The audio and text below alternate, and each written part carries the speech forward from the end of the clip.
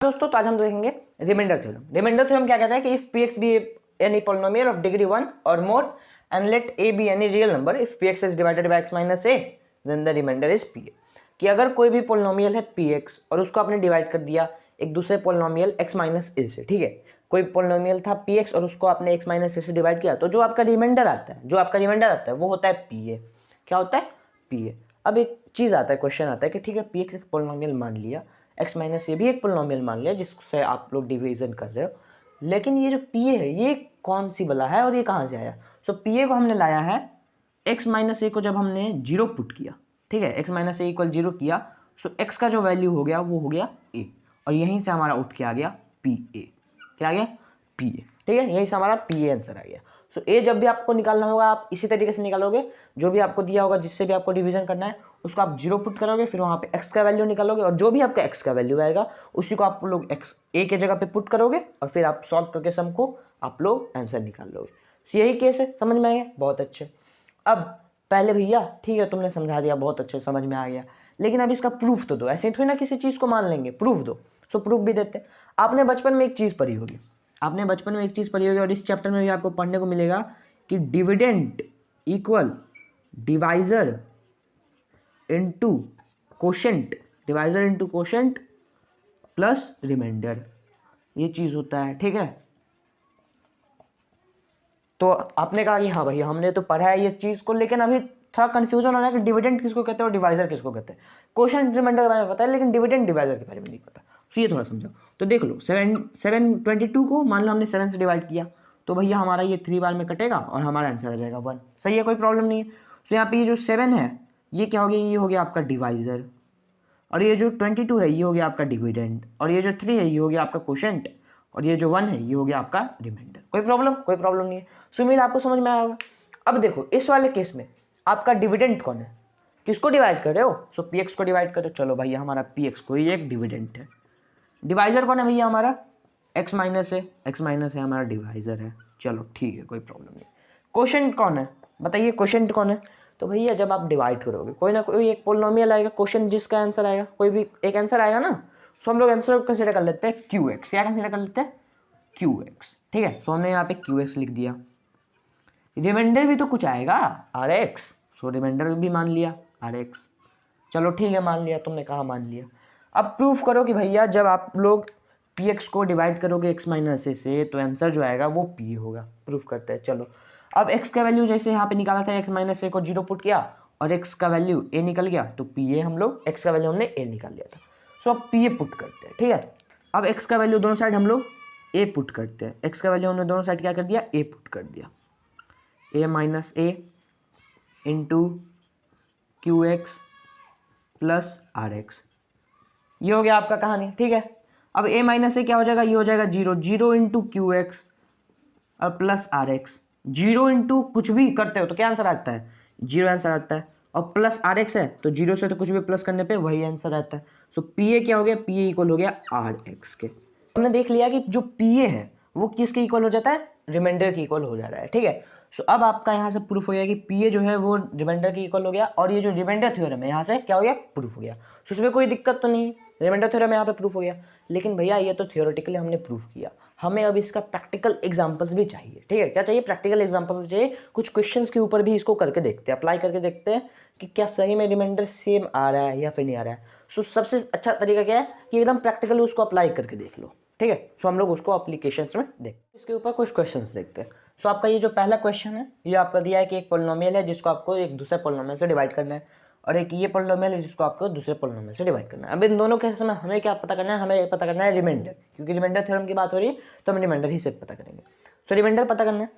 सो पहले वाले केस को भी हम लोग पहले सॉल्व करके देखते हैं रिमाइंडर थ्योरम से, और जो हमारा रिमाइंडर आता है उसको देखते हैं, और फिर लॉन्ग डिवीजन मेथड से भी हम लोग सॉल्व करके देखेंगे। और जो हमारा रिमाइंडर आ रहा है क्या वो दोनों सेम है? और अगर दोनों सेम है इसका मतलब क्या है भैया? रिमाइंडर थ्योरम जो है वो पूरी तरीके से एकदम वैलिड है, एकदम सही है, ठीक है। सो पहले लॉन्ग डिवीजन मेथड से इसको सॉल्व करते हैं फर्स्ट वाले क्वेश्चन को। सो x माइनस टू को हमने डिवाइड किया, x माइनस टू हमारा डिवाइड कर रहा है किसको? x to the power 4 2x cube minus 3x square plus x minus 1, ठीक है। इसको हमें डिवाइड करना है। डिवाइड करते इधर है x, ठीक है, इधर सिंगल x है और इधर है x टू द पावर 4। अब x टू द पावर 4 हमें नीचे चाहिए, सो हम इस x को किससे मल्टीप्लाई करें कि हमें x टू द पावर 4 मिल जाएगा? भैया सिंपल सा आंसर है, x क्यूब से मल्टीप्लाई कर दो, हमें आंसर मिल जाएगा। सो x क्यूब से जब हमने मल्टीप्लाई किया, x मल्टीप्लाई होगा x टू द पावर 4 आ जाएगा, कोई दिक्कत नहीं है। यहाँ पे माइनस है, माइनस का साइन पुट करेंगे, जब 2 भी इससे मल्टीप्लाई होगा सो 2x क्यूब आ जाएगा। क्या आ जाएगा? 2x cube. कोई दिक्कत नहीं है। सॉल्व करते, ये प्लस है, यहाँ पे प्लस है, अगर कुछ नहीं होता है तो प्लस मानते हो, तो यहाँ पे माइनस हो जाएगा और ये कर देगा कैंसिल, ये माइनस है, यहाँ पे हो जाएगा प्लस और ये हो जाएगा 4x क्यूब। अगर मान लो ये प्लस माइनस वाला गेम आपको समझ नहीं आ रहा है, एक और तरीका है, सपोज करो minus plus 2x square cube था, 2x क्यूब था ऊपर, और हमें माइनस करना है, माइनस ही तो कर देना डिवीजन में, माइनस करना है किसको? माइनस 2x क्यूब को। ऐसा हमें कुछ करना है, माइनस माइनस क्या हो जाते हैं? प्लस हो जाते हैं, और ये क्या बन जाता है हमारा? ये बन जाता है आपका 4, ये क्या बन जाता है आपका? 4x cube. ठीक है, तो यही एक्चुअली वहाँ पे होता है। ये जो प्लस माइनस वाला आपको पढ़ाया गया आपकी किताब में, इससे अगर कन्फ्यूजन हो रहा है, ठीक है, अगर इससे कंफ्यूज हो रहा है तो ये वाला हमेशा अप्लाई कर लेना, इससे आपको निकल जाएगा आंसर। कोई दिक्कत नहीं है।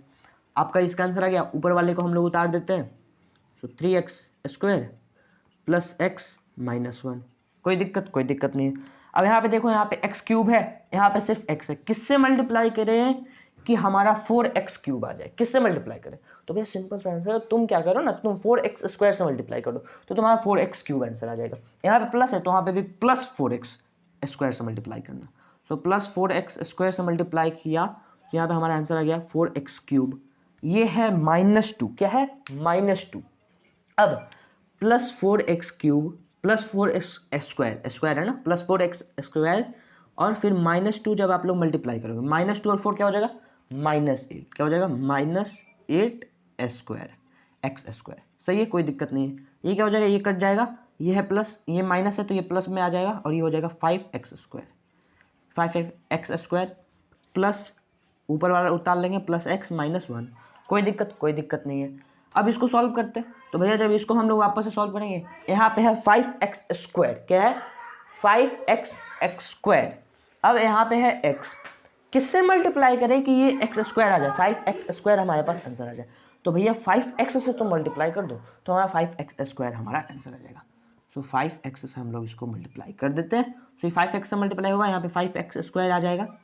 5x से -2 मल्टीप्लाई होगा तो क्या आंसर आ जाएगा? -10x। इसका ये तो कट जाएगा आपका, ये है माइनस, ये हो जाएगा आपका प्लस, और ये हो जाएगा 11x माइनस 1। वापस से यहाँ पे 11x आ गया, यहाँ पे यहाँ पे x है, सो प्लस 11 से मल्टीप्लाई कर देते हैं, ये हो जाएगा आपका 11x और फिर -22, ये आपका कट जाएगा, ये प्लस में चेंज हो जाएगा 21। आपका जो रिमाइंडर आ गया भैया वो है क्या? 21। ठीक है, इतना मतलब लॉन्ग डिवीजन किया हमने, तब जाकर हमें पता चला कि हमारा जो रिमाइंडर है 21। अब रिमाइंडर थ्योरम क्या कहते हैं? रिमाइंडर थ्योरम कहता है कि तुम्हें इतनी लॉन्ग डिवीजन करने की जरूरत नहीं है, तुम सिंपल से मुझे अप्लाई करो और तुम अपना रिमाइंडर पालो। सो हम इसको अप्लाई करते हैं।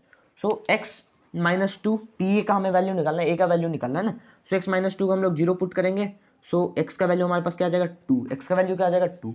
x के जगह पे हम लोग 2 पुट कर देते हैं। सो फर्स्ट वाले केस में 2 to the power 4 plus 2 into 2 to the power 2 cube, ठीक है, -3 2 स्क्वायर प्लस 2 और -1। कोई दिक्कत नहीं। सॉल्व करते हैं इसको। 2 का पावर 4 क्या होगा आंसर? 2 का पावर 4 का आंसर 2 2 जा 4, 4 2 जा 8, 2 जा 16, सो ये हो जाएगा आपका 16 प्लस 2 का क्यूब क्या होता है? 8 इंटू 2 16 होगा, 18 लिखा गया, सो 16 माइनस 2 का पावर 4, 2 का पावर 2 क्या होता है? 4 इंटू 3 12, सो -12 प्लस 2 और -1। कोई दिक्कत नहीं है।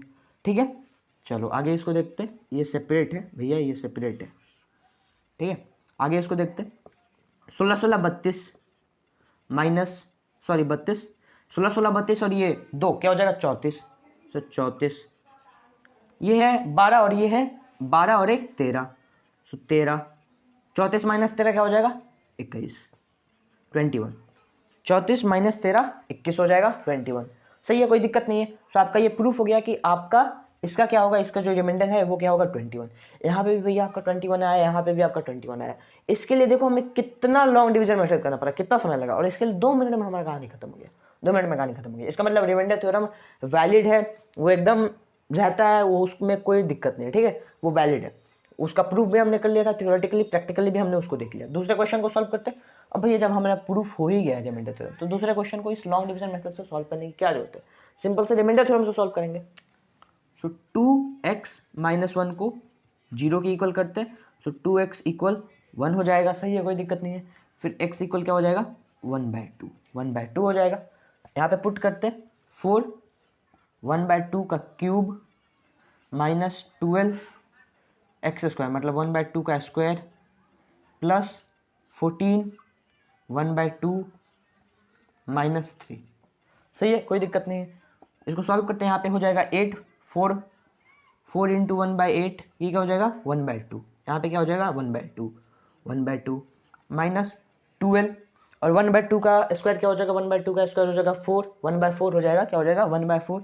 और इसको जब आप लोग 12 से मल्टीप्लाई करोगे ये क्या हो जाएगा? 3, सो -3 प्लस 14 × 1/2, 14 × 1/2 ये क्या हो जाएगा? 7, सो 7 + 7 फिर -3, कोई दिक्कत नहीं। यहाँ पे माइनस है, यहाँ पे माइनस, ये क्या हो जाएगा? -6, सो 1/2 -6 + 7, 1/2 -6 + 7, -6 और +7 क्या हो जाएगा? -+1, -6 और +7 +1, सो 1/2 +1।